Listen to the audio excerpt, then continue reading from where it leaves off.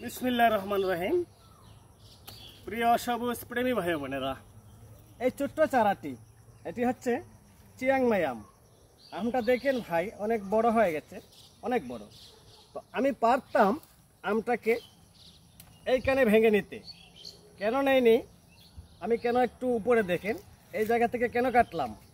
এর কারণ হচ্ছে এখান থেকে ছিঁড়ে নিলে এই জায়গা থেকে কুশি আসতে অনেকটা সময় নেবে। আর আমি যখন একটু উপরে দেখেন, এখান থেকে কেটে নিলাম, এখান থেকে কেটে নিলাম, এখান থেকে কেটে নিলাম, তখন এখান থেকে কুশি আসতে খুব সহজ হবে। এই ছোট্ট গাছটাতে দেখেন, এই আমটা 1 কেজি হবে, 1 কেজি হবে। তো আমরা এই গাছ থেকে আরও কয়েকটা সংগ্রহ করেছিলাম, তারপরে দেখে নেবে প্রুনিং করে দিয়েছি। আপনারাও আম সংগ্রহ করার সাথে সাথে গাছগুলোকে একটু প্রুনিং করে দিবেন। দিলে হবে কি, গাছটার বডি বড় হবে, গাছটার ডাল বেশি হবে। সামনের বছর এই গাছ থেকে ফলনটাও বেশি পাবেন।